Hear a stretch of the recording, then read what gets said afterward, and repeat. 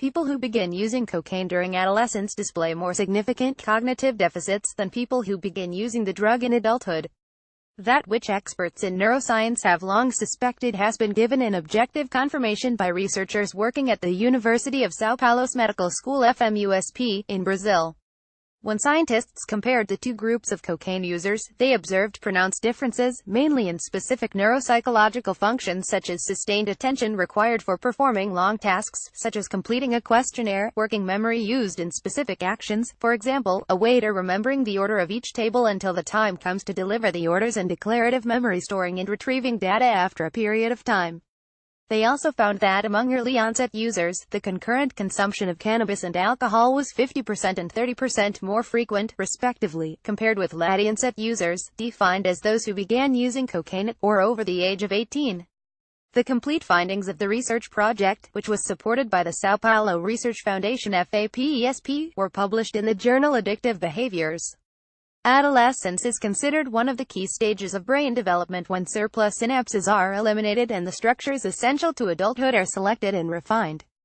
Drug use in this stage can impair the brain programming process and lead to the loss of important connections, said Paulo Januzzi Cunha, a professor at FMUSP and principal investigator for the project. Differentiated methodology. According to Cunha, one of the novel aspects of the research project conducted at the Psychiatry Institute of Hospital das Clínicas, FMUSP's teaching and general hospital, was the measurement of cognitive functions during controlled abstinence. Many studies of this kind assess outpatients without any possibility of knowing whether they'll use drugs when they go home, he said.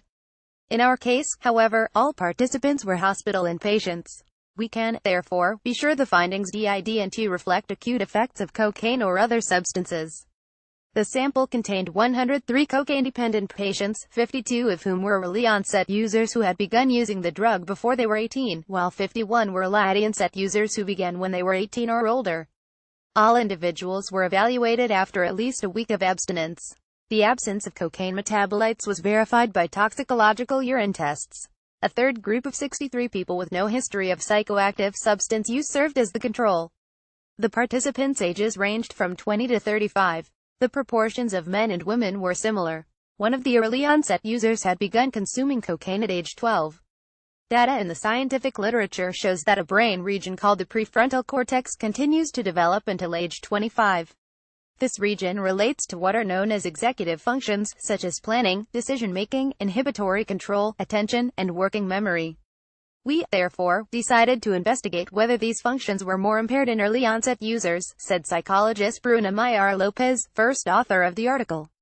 The evaluation involved a number of tests, including the Frontal Assessment Battery FAB, Stroop Color Word Test SCWT, Controlled Oral Word Association Test COWAT, Wisconsin Card Sorting Test WCST, Rayos-Drive Complex Figure Test ROCFT, and Iowa Gambling Task IGT. The use of alcohol and other drugs was assessed using the Addiction Severity Index ASI-6. Basically, we presented the participants with a task they had to complete, such as repeating a sequence of numbers in reverse order or reproducing a figure from memory about 30 minutes after observing it, Lopez said. When they compared late-onset users with the control group and adjusting the results for variables such as age and intelligence quotient IQ, the only difference the researchers found was in divided attention, which relates to the ability to perform multiple tasks at the same time.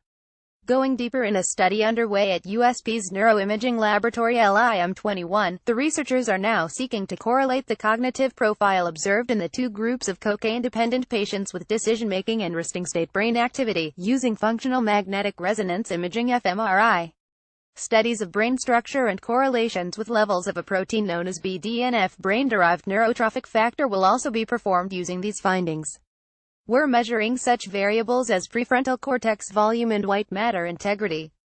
We'll be able to disclose some of our findings shortly, said Priscilla de Goncalves, supervisor of the Neuropsychology Service at the Psychiatry Institute and co-author of the article.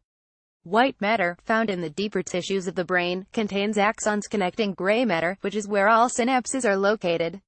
According to Goncalves, a higher probability of cognitive impairment due to early-onset drug use was already observed in a study involving 104 chronic cannabis users. This study, published in 2011 in the British Journal of Psychiatry, was conducted at the Federal University of São Paulo UNIFESP by Maria Alice Fontes. It found that people who began smoking marijuana before age 15 underperformed latent users in tests that assessed executive functions. For Gonçalves, both studies evidence the need to develop more effective prevention strategies and programs targeting adolescents. We live in a society that associates recreation with the use of psychoactive substances, and this is an important cultural aspect, she said. One way to raise awareness of the risks could be to hold workshops with students, who should be called on to play a leading role in this awareness-raising process, rather than being passive recipients of information. For Cunha, the results also show that patients with severe cognitive deficits need intense multidisciplinary treatment, including medication as well as therapy. About São Paulo Research Foundation FAPESP. The São Paulo Research Foundation FAPESP is a public institution with the mission of supporting scientific research in all fields of knowledge by awarding scholarships, fellowships and grants to investigators linked with higher education and research institutions in the state of São Paulo, Brazil. FAPESP is aware that the very best research can only be done by working with the best researchers internationally. Therefore, it has established partnerships with funding agencies, higher education, private companies, and research organizations in other countries known for the quality of their research and has been encouraging scientists funded by its grants to further develop their international collaboration. For more information, http://www.fapesp.bren. Disclaimer: AAAS and Eureka Alert are not responsible for the accuracy of news releases posted to Eureka Alert by contributing institutions or for the use of any information through the Eureka Alert system.